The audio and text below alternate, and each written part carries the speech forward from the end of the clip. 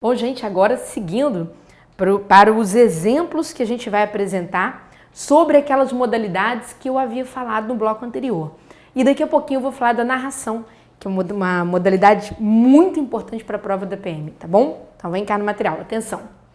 Bom, aqui a gente tem um exemplo, tá, de texto que diz assim: cabe ao artigo 144 da Constituição Federal regulamentar o funcionamento da segurança pública no Brasil.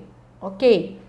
Nele estão presentes os tipos de polícias que há no país e as prerrogativas de cada força policial, quer dizer, as funções de cada força policial, tá? À Polícia Militar, por exemplo, cabem as tarefas de fazer o policiamento ostensivo e preservar a ordem pública. Já a Polícia Civil é encarregada de fazer investigações e de cumprir ordens judiciais. A Polícia Federal também atua na investigação de crimes, mas seu trabalho envolve interesses da União, quer dizer, Polícia Civil é uma polícia judiciária que trabalha mais aí no âmbito dos estados. A Polícia Federal também tem um trabalho muito parecido com o da Polícia Civil, porém, né, pensando a questão da União, ou seja, do país como um todo, né? Além disso, cabe a esta polícia, tá certo? Esse pronome aqui indica que é a Polícia Federal, porque foi a última polícia que eu apresentei, não é? Cabe a esta polícia cuidar ainda de outras infrações cuja prática tenha repercussão interestadual ou internacional e exija repressão uniforme. Bom, gente, lendo esse texto com vocês aqui, seguinte, qual é a tipologia que eu tenho aqui? Será que eu tenho dissertação? Será que eu tenho narração? Será que eu tenho descrição? Tá? Cuidado para você não pensar em descrição, porque descrição eu estaria lidando com forma, formato mesmo. Forma, cor, tamanhos, tá certo? Isso seria descrição. Isso aqui é uma dissertação. Por que dissertação? Ora, porque eu estou explicando, com base no artigo 144 da Constituição Federal, como está organizada a segurança pública do Brasil, tá? E vocês vão notar que é uma dissertação em que eu não opino, tá certo? O que acontece? Vamos dizer assim, o autor desse texto não deu opinião sobre os fatos, tá? Que ele analisa. Então, uma dissertação meramente expositiva. A gente vai explicar no curso, né, o que detalhe é esse, dissertação expositiva, tá? Então, quer dizer, não tem opinião de quem escreve. Agora vejam isso aqui.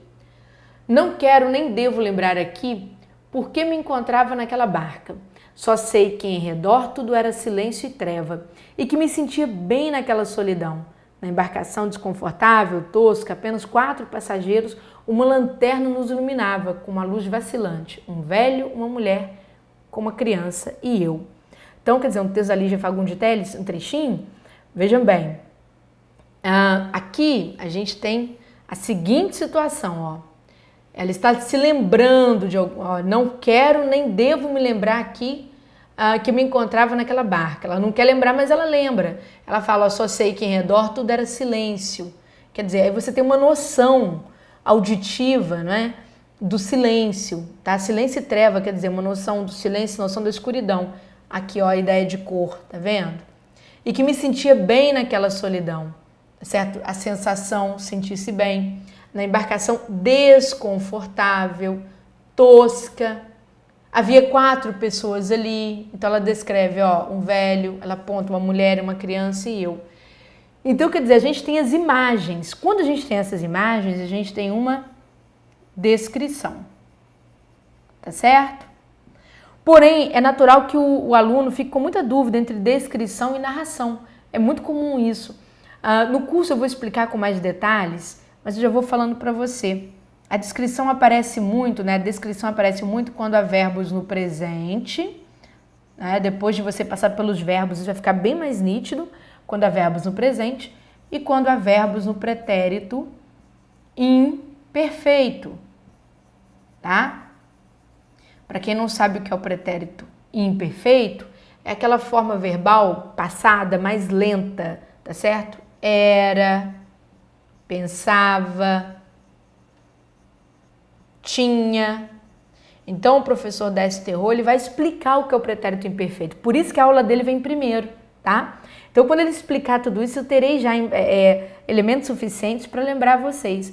E se a gente observar, ó, a pessoa diz, por exemplo, ó, tudo era silêncio, encontrava, tá vendo? Há uma predominância desse tipo verbal. Mas esse não é o forte da nossa aula agora. O nosso compromisso é com a narração. Então vejam só. Aqui eu tenho o seguinte trecho, né? O casal chegou à cidade tarde da noite. Estavam cansados da viagem. Ela, grávida, não se sentia bem. Foram procurar um lugar onde passar a noite. Hotel, hospedaria, qualquer coisa serviria, desde que não fosse muito caro. Não seria fácil, como eles logo descobriram. No primeiro hotel, o gerente, um homem de maus modos, foi logo dizendo que não havia lugar. No segundo, o encarregado da portaria olhou com desconfiança o casal e resolveu pedir documentos. O homem disse que não tinha. Na pressa da viagem, esquecera os documentos. Então, vejam só. Tudo bem que a gente tem uma ideia das pessoas, do hotel e tal. Mas se você observar, aqui tem uma sequência de ações. Olha que importante. Há uma sequência de ações. Há também personagens envolvidos, né? Nós temos também personagens, que são as pessoas que participam dessa narração, tá? Vai ver que é um casal, né? Uma mulher grávida e as pessoas que os recebem nesse atendimento dos hotéis. O gerente, né? O encarregado da portaria, tá vendo? Então, quer dizer, então nós temos uma sequência de fatos. O casal que chega, tá? Depois eles foram procurar um lugar para passar a noite, tá certo? E depois já no hotel, o gerente vai logo dizendo, né, que não havia lugar. No segundo, o homem da portaria olha com desconfiança. Quer dizer, tem uma sequência de ações. Quando nós temos uma sequência de ações, nós temos uma narração, tá? É lógico que no curso eu vou mostrar a diferença entre narração e descrição para vocês com mais carinho. Mas eu quero que vocês entendam, na verdade, é um papel muito importante. Ora, quando a gente tem uma história, tá? Hoje em português, história se escreve com H para todo tipo de história, seja história documental, seja uma história de ficção, seja uma história de romance. O que acontece? A história, gente, tem alguém que conta. A pessoa que conta a história é o narrador, tá? Essa questão é muito importante para PM, tá bom? Então, a pessoa que conta a história é o narrador. Ora, esse narrador, ele pode contar a história de duas formas. Ele pode contar a história em primeira pessoa e pode contar a história também em terceira pessoa. Por que a narração é tão importante para a prova da PM? Ora, amanhã, quando vocês forem policiais militares, vocês precisarão muito redigir BOs, boletins de ocorrência. E o boletim de ocorrência é uma grande narração, tá? É uma narração misturada com descrição. Por quê? As pessoas que vão narrar algum evento, né, para vocês precisam passar para o boletim de ocorrência para fazer o registro, né, daquela atividade, tá bom? Então é o seguinte, ora, gente, quando a gente está narrando, como eu disse, existe um papel importante que é o papel de quem está contando a história. O que é contar a história em primeira pessoa, tá certo? Aqui coincide de a própria pessoa que participa da história contar uma coisa que aconteceu com ela, tá certo? Então, o narrador em primeira pessoa, ele é personagem, ó, é também, tá? Ele é também, ok? Personagem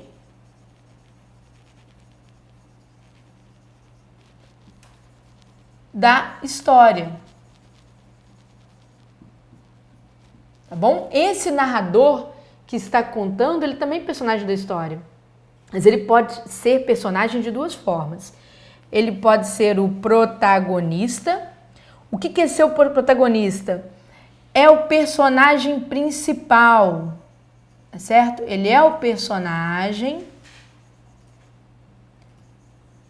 principal da história. Existem outros personagens, mas quem conta é o personagem principal. É como se fosse, eu diria, quase um herói da história, tá? Então, por exemplo, existe um fato que aconteceu com, sei lá, colocar uma pessoa qualquer, tá? Ah, existe um fato que aconteceu com João. Aí você tem lá outros personagens, né? Tem João, Paulinho, Isabela, mas é o João que conta, ele é o personagem principal, tá bom? Agora, existe um narrador também que é personagem, né? Ele também faz parte da história, mas não é o principal, certo? Então aqui seria qualquer personagem menos o personagem principal, tá? Contaria essa história qualquer personagem menos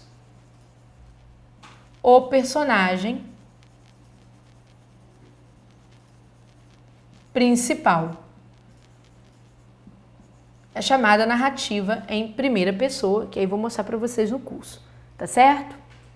Ora, gente, além disso, nós temos também o narrador em terceira pessoa. Quem é o narrador em terceira pessoa? É aquele que está de fora da história, tá certo? Ele está fora da história. É como se ele observasse o que está acontecendo ali, não é? Ele tivesse um olhar, tá certo? Então, ó, aqui está o olho do narrador, tá certo? E ele está acompanhando, vamos fingir que isso aqui é um olho, né? Ele está acompanhando o que está acontecendo ali com aquelas personagens, tá bom? Então, está fora da história.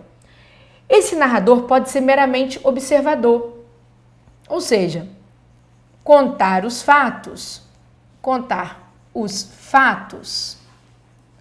sem saber, isso é importante, tá? Sem saber, cortar aqui, sem saber o que a personagem pensa. Eu posso falar a personagem ou o personagem, tá? Então, sem saber o que o personagem ou a personagem pensa. Então ele só conta o que viu, aquilo de que ele foi testemunha, mas ele não sabe o que a personagem está pensando, não sabe o interior da personagem. Já o narrador onisciente, aí você pode fazer uma analogia, por exemplo, com a figura divina, né? De Deus, ele sabe o que se passa com você. Eu acho que fica fácil você guardar isso aqui dessa forma, tá? Se você é crente em Deus aí, então você pensa assim, poxa, Deus é onipresente e onisciente, quer dizer, ele sabe o que se passa comigo, porque ele está dentro de mim. Então, o narrador onisciente é aquele que vai contar a história, tá? Ele vai contar os fatos, né? E ele sabe o que ocorre na mente da personagem, tá? Então ele vai contar o fato e ele sabe o que ocorre na mente da personagem, tá bom? Bom, por que isso é tão importante? Mostra o porquê, isso caiu na prova da PM. Por exemplo, a PM em 2015, né, fez um concurso e ela cobrou exatamente o narrador, a figura do narrador, e sempre cobra nas provas que ela faz. E vários concursos de PM no Brasil cobram também. Se pediu, a questão 29 era a primeira questão de português da prova, porque a prova vinha com outro assunto à frente do português. Então tinha o seguinte, ó, de acordo com o contexto é correto afirmar que. Então se queria saber quem conta a história, é a pequena Maria que narra a história? É a mãe das crianças que vai narrar a história? É a criada que vai contar a história? Ou o narrador da história é onisciente? Ou seja, ele está de fora, é o narrador em terceira pessoa, que sabe o que se passa na cabeça do personagem, tá? Então, ó, sabe o que ocorre na mente dos personagens. A resposta, vou mostrar para vocês, foi a letra D mesmo. Olha aqui o trechinho do texto para a gente finalizar a nossa demonstração. Então, isso aqui é um trechinho, havia um texto enorme, não precisava ler todo aquele texto.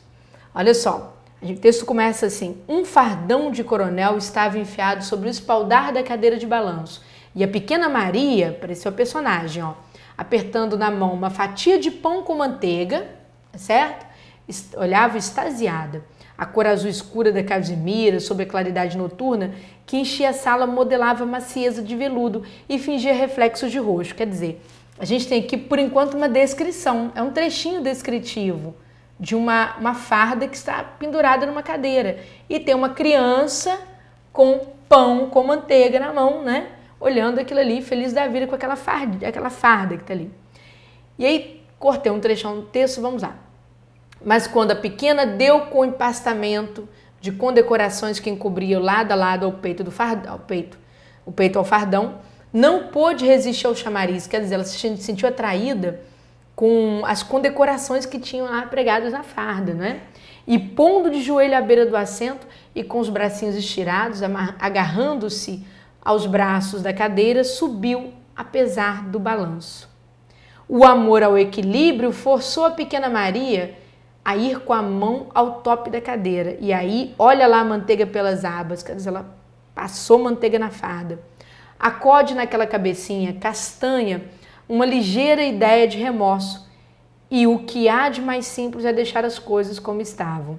Quer dizer, acode na cabecinha dela uma ideia de remorso. Quer dizer, ela viu que sujou a farda. Na hora que o narrador falou isso aqui, acode na cabecinha castanha dela, né? Então, quer dizer, a ideia de um remorso, ela percebeu que sujou. Vejam que o narrador fala o que está na mente dela. Quando o narrador faz isso, ele é narrador onisciente. Tá bom? Um narrador muito importante para as provas da PM. Bom, gente, é lógico que estudo precisa de treino, precisa de apostar em prova, apostar em resolução e treinamento de interpretação de textos. E é o que vocês vão ver nesse curso amplo de língua portuguesa que nós fizemos, tá bom? Então sejam bem-vindos.